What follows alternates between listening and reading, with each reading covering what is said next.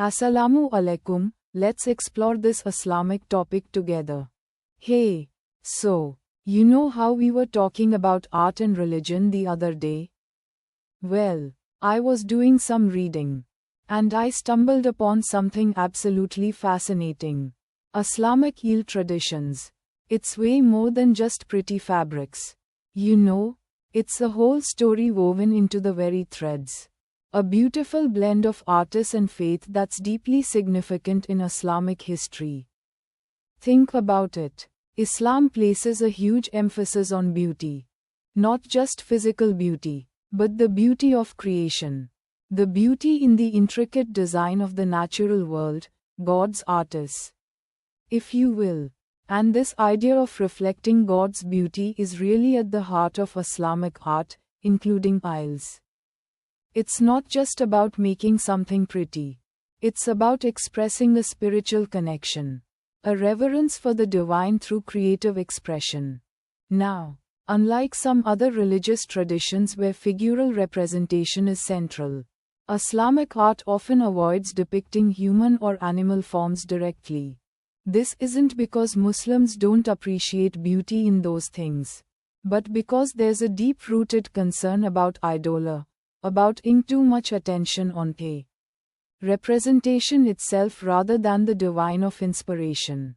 So, instead of portraits, you see incredible geometric patterns, stylized floral designs, calligraphy, and arabesques. These intricate motifs became the language of Islamic art, conveying a sense of awe and wonder without explicitly depicting living beings. Imagine the weavers, centuries ago, meticulously working on these tiles. It wasn't just a job, it was a form of prayer, a meditative act of creation. They'd be using incredibly fine silks and wools, sometimes even incorporating precious metals like gold and silver threads. They'd be spending hours, maybe even days, carefully arranging the threads, creating these complex patterns that seem to go on forever. One of the most striking features is the calligraphy. Think about the beauty of Arabic script, the flowing lines, the elegant curves. It's not just writing, it's considered an art form in itself. And on aisles, you'll see verses from the Quran, poems by famous poets, or other significant religious phrases intricately woven into the fabric. So, you're not just looking at a beautiful pattern. You are interacting with sacred, with words that hold deep religious meaning. The use of color also plays a huge symbolic role. Certain colors were associated with specific meanings, often related to paradise, nature, or divine attributes. Deep blues and greens evoke the richness of the Garden of Eden. Reds represent passion and devotion, while gold symbolizes divine light and majesty. It's a whole visual language, a silent conversation with the viewer, rich in symbolism. Throughout history, these aisles served many purposes. They weren't just decorative, they were essential elements of daily life. Think about the carpets that covered floors, keeping them warm and adding beauty to homes and mosques. Imagine the rich tapestries adorning the walls of palaces and important buildings, conveying power and prestige. And of course, there were the aisles used for clothing, from luxurious robes for royalty to everyday garments worn by ordinary people. But beyond their practical use, these aisles also served as powerful symbols of cultural identity and religious devotion. They were frequently used in religious ceremonies, adorning mosques, shrines, and sacred objects. They were traded across vast distances, spreading Islamic culture and artistic styles far and wide. And they were often included as valuable gifts, demonstrating the prestige and wealth of both the giver and the receiver. They literally weaved a network of cultural exchange across continents. Consider the silk trade. For example, the Silk Road wasn't just about silk. It was a pathway for the exchange of ideas, artistic techniques, and religious practices. Islamic traditions played a significant role in this exchange, influencing artistic styles in other parts of the world while also absorbing influences from elsewhere. This constant interaction and exchange led to an incredible diversity of styles and techniques. Within Islamic traditions, you'll find distinct regional variations, each with its own unique aesthetic and cultural significance. Persian carpets, for instance, are world-renowned for their intricate designs and vibrant colors, while Ottoman Isles are known for their luxurious fabrics and sophisticated designs. And it's amazing to think that these traditions continue to this day. While modern technology might have changed some aspects of the production, the underlying principles of artists and faith remain. Contemporary artists still draw inspiration from centuries-old designs, incorporating them into modern creations. So, when you see a beautiful Islamic you're not just looking at a piece of fabric. You're witnessing centuries of history, artists, and unwavering faith, woven together in a testament to human creativity and spiritual devotion. It's a truly incredible legacy. What do you think? Isn't it amazing? Hey, so, you know how we were talking about Islamic art the other day? Well, I was thinking more about aisles specifically, the fabrics, the carpets, the amazing embroidery. It's incredible stuff, and it's way more than just pretty patterns. It's a whole story woven into the very threads. Imagine the early days, right after the Prophet Muhammad's time. Islam had spread rapidly across the Middle East and beyond, bringing with it a new culture, a new way of life, and a huge surge in artistic creativity.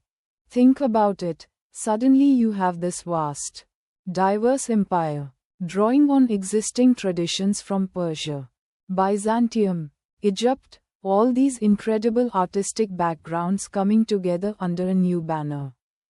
But this wasn't just a simple merging. It was a transformation, a reimagining of artists through a deeply religious lens. One of the key things to understand is the importance of craftsmanship in Islam. It's not just about making something pretty. It's about expressing faith through skill and dedication. Think of it as a form of worship. The act of creating something beautiful is seen as a way to honor God, and aisles were the perfect medium. They were practical, of course, clothing, coverings for homes, tapestries for mosques, but they were also incredibly versatile for artistic expression. So, what began? Well, initially, many of the techniques were inherited from previous civilizations. The Persians, for example, were already masters of intricate weaving, particularly in silk and wool. The Byzantines had their own sophisticated techniques for dyeing and embroidery. These skills became foundational, but Islamic artists added their own unique touch. One big difference was the emphasis on geometric patterns and calligraphy. You see, in Islam, the representation of living beings, humans and animals, is often avoided in religious cons due to concerns about idolatry. So, artists found incredible ways to express themselves through abstract designs. Think complex geometric patterns, interlocking stars, intricate arabesques, those mesmerizing repeating motifs that seem to go on forever. They're almost hypnotic, aren't they? It's fascinating how much depth and beauty they can convey without ever depicting a single face or animal. And then there's the calligraphy. The Arabic script, with its flowing curves and elegant strokes, became a major element in design. Verses from the Quran, poetic lines, or even just beautiful names of God were woven or embroidered onto fabrics. Imagine the reverence involved in creating a prayer rug, for example, with verses from the Quran meticulously crafted into the design, each stitch a prayer, each thread a testament to faith. It's not just decoration, it's a deeply spiritual act. The colors were also incredibly significant. Certain colors held symbolic meanings, often reflecting the natural world and the divine. Deep blues and greens, representing the sky and the earth, were common, as were rich reds and golds, symbolizing wealth, power, and the divine light. The use of natural dyes, derived from plants and minerals, adds another layer of artisan connection to the natural world. It's amazing to think of the incredible effort and skill involved in creating those vibrant hues. As Islam spread further, so did its eel traditions. Different regions developed their own unique styles, reflecting local customs and artistic sensibilities. You'd see variations in weaving techniques, color palettes, and design motifs. The Isles became a fascinating record of cultural exchange and artistic innovation. From the rich carpets of Persia and Anatolia to the delicate silks of Egypt and Syria, each region contributed its own vibrant chapter to this larger story. But it wasn't just about grand designs and elaborate techniques. The everyday Isles, the simple cotton clothes used for clothing, the woven bags for carrying goods, also reflected the aesthetic sensibilities of Islamic culture. Even the most mundane items often incorporated subtle details of beauty and artists, showing how deeply woven faith and aesthetics were into the fabric of daily life. So, to wrap it up, the early days of Islamic eel traditions weren't just about the birth of beautiful objects. It was about the birth of a whole artistic language. A language that spoke of faith, of reverence, of intricate skill, and of a unique cultural identity that blended existing traditions with a new and profoundly spiritual vision. It's a legacy that continues to inspire and amaze, even today, and its story is just breathtaking. What do you think? Isn't it amazing? Hey, so, we were talking about Islamic eel traditions. Right? We touched on the early stuff, the basics, but things get really interesting in the middle chapters. It's like the golden age, if you will, of these incredible Isles. This isn't just about pretty patterns, though those are amazing. It's deeply intertwined with faith, history, and the sheer creativity of human beings.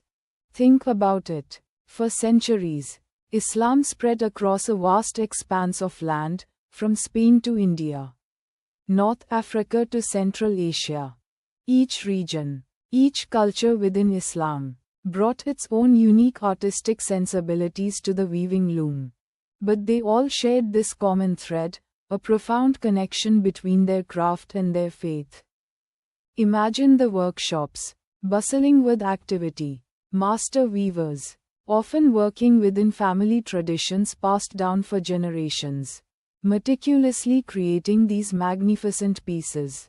It wasn't just a job, it was an act of devotion. The intricate designs, the vibrant colors, all held symbolic meaning, reflecting Islamic beliefs and artistic interpretations of the Quran and Hadith, the sayings and traditions of the Prophet Muhammad. One of the most striking aspects is the use of calligraphy.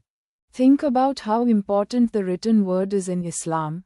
The Quran is sacred, the very word of God.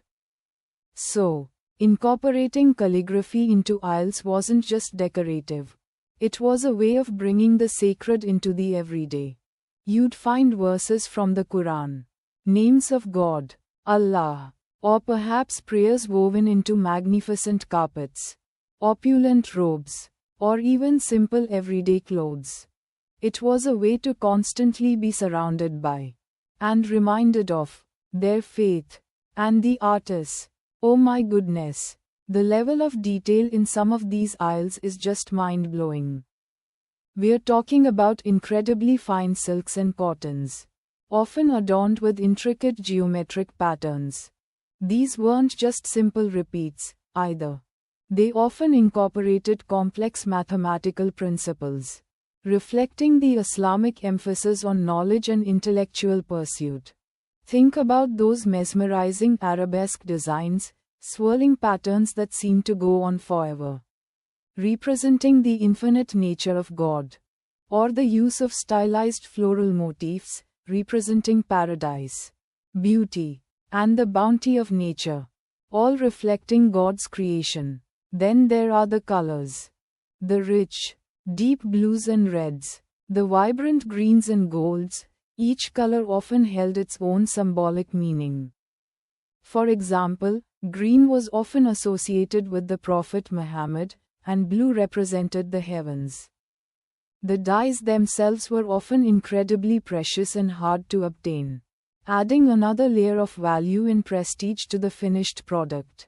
Many of these dyes were natural, derived from plants and minerals, which added to the overall artis of the.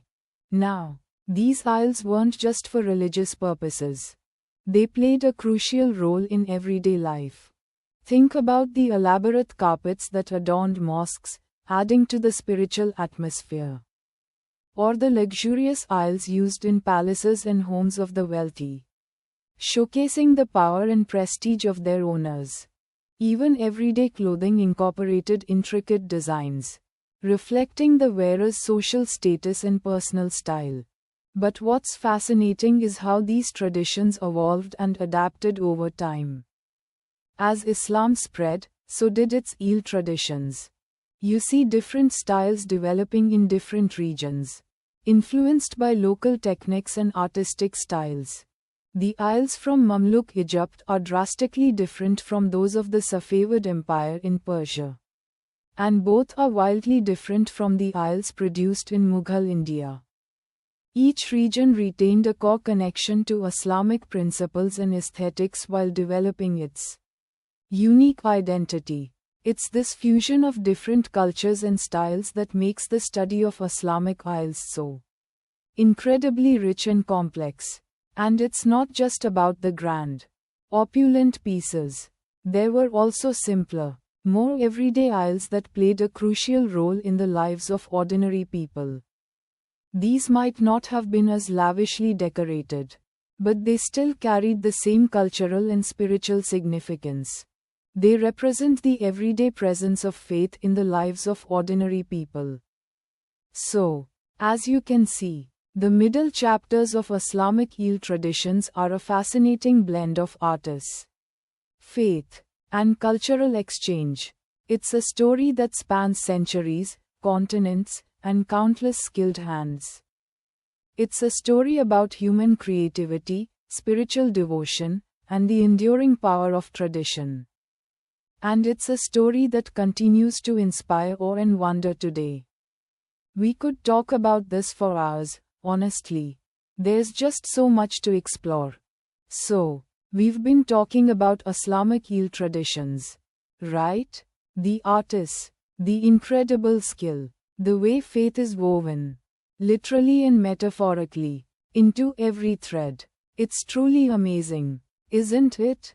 And as we near the end of this little journey through time and isles, I think it's important to realize that these traditions didn't just stop. They didn't have a neat, final chapter like a book. It's more like a river, constantly flowing, changing its course, but always fundamentally the same. Think about it. We started by looking at the very early days, the impact of the Silk Road, the breathtaking exchanges of ideas and techniques between the East and West. Imagine those bustling markets, the vibrant colors, the feel of silks and velvets under your fingers.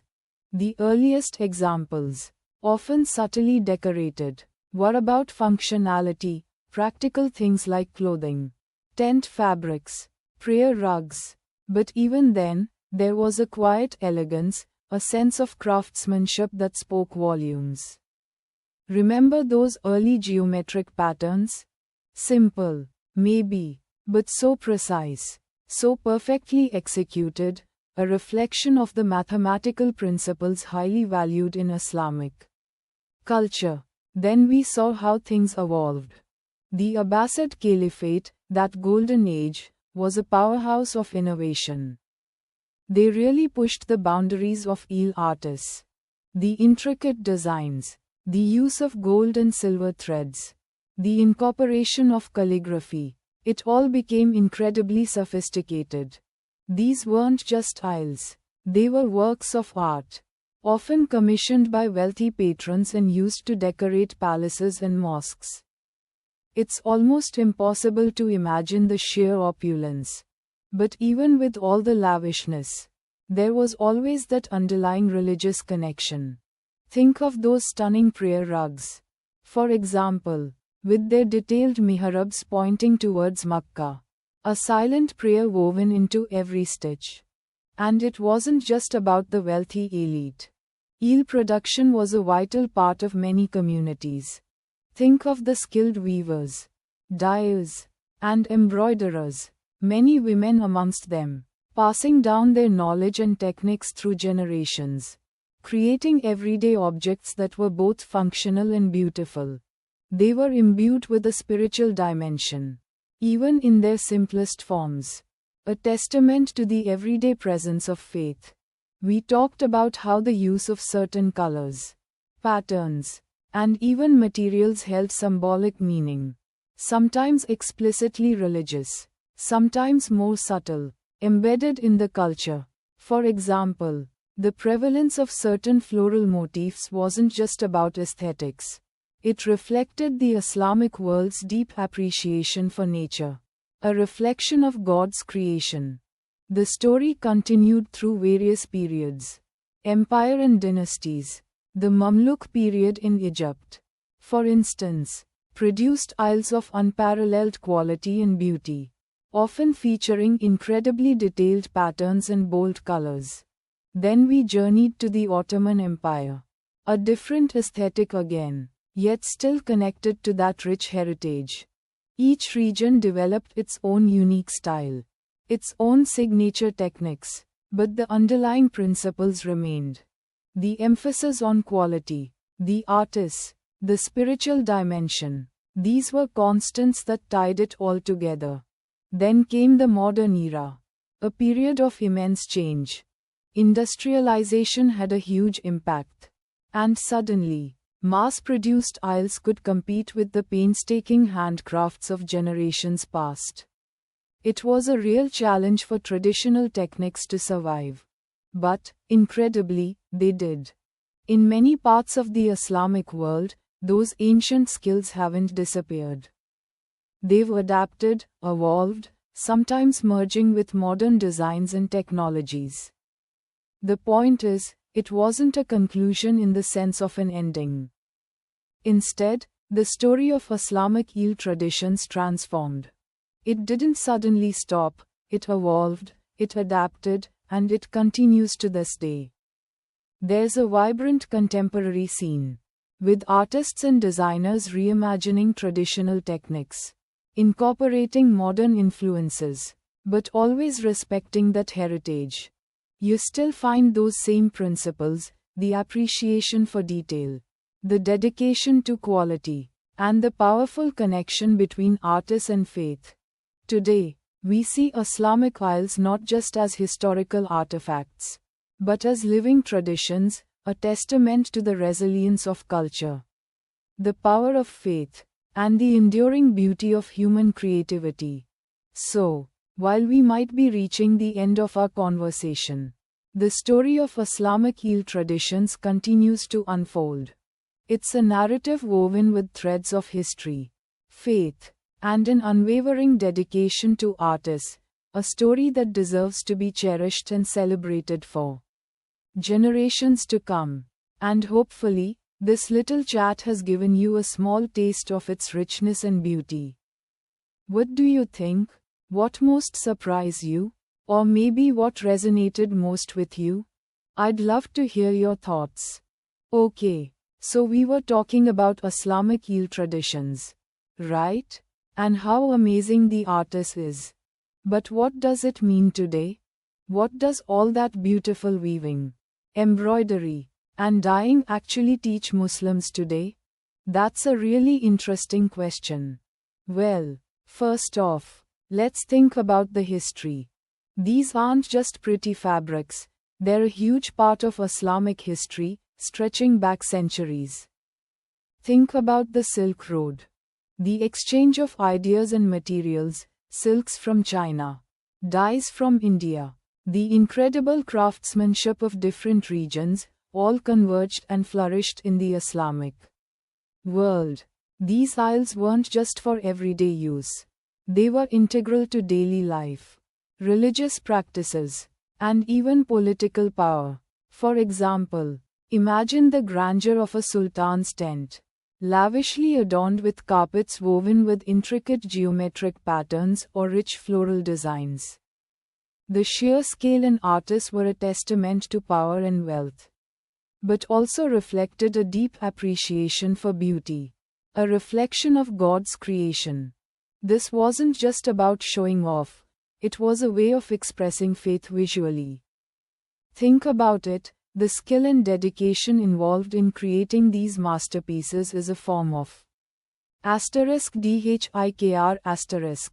a remembrance of God, the repetitive motion of weaving, the precision of the embroidery, the careful selection of colors. All of these acts become a meditative practice, a way of connecting with the divine. And the designs themselves, they're incredibly symbolic. You'll often see geometric patterns, arabesques, those flowing, intertwining lines, and stylized floral motifs. Why these shapes? Well, in Islam, representing living creatures directly in art is generally avoided. So the artists used incredible ingenuity to express beauty through abstract designs. These weren't just random patterns. They often held symbolic meaning, reflecting concepts of paradise, the infinite nature of God, or the beauty of the natural world is a reflection of God's artists. The intricate detail itself became a form of Tawheed, the oneness of God, showcasing the limitless complexity and beauty within a seemingly simple structure. Think about the rich colors too. The vibrant blues, reds, golds, and greens weren't just chosen randomly. They often held symbolic meaning as well.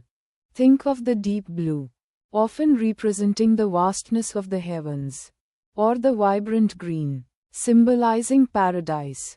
The dyeing itself was often a complex, time-consuming affair, requiring skill and patience, qualities valued highly in Islamic culture. And the use of natural dyes, derived from plants and minerals, connected the artisans directly to the natural world, further emphasizing their connection to God's creation. So, how does all this relate to Muslims today? Well, in many ways. It's about carrying on a legacy. It's about recognizing the skill, dedication, and deep faith of the generations who came before us. Looking at these isles is like looking into a window on history. Appreciating not just the artistic achievements but also the spiritual depth embedded within them.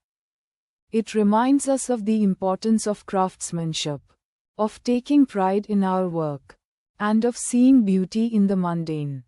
Beyond just appreciating the historical aspects, the principles behind these Eel traditions remain incredibly relevant.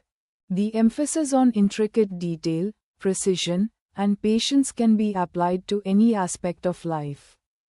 The act of creating something beautiful, of devoting time and energy to a craft, is a powerful form of self-expression and a way of connecting with something larger than ourselves. The geometric patterns and arabesques, in their complexity, can remind us of the vastness and intricacy of God's creation, inspiring awe and wonder. For many Muslim artists today, these traditions are of inspiration. Contemporary artists are taking these centuries-old techniques and adapting them to create new forms of expression, breathing new life into these ancient traditions while still honoring their rich history and symbolic meaning. So, it's not just about looking at old carpets or aisles in a museum. It's about understanding the enduring power of these traditions and their continuing relevance in our modern world. It's about connecting to our heritage, appreciating the artists, and finding inspiration in the spiritual depth embedded in these beautiful fabrics. It's a reminder that faith and artists can be beautifully intertwined, that dedication and skill can be acts of worship, and that the legacy of our ancestors continues to enrich and inspire us today. It's a reminder that even the simplest act, like weaving a thread, can be a profound expression of faith. And that's a powerful lesson. Wouldn't you agree? Goodbye. May Allah bless us all. That's our discussion for today.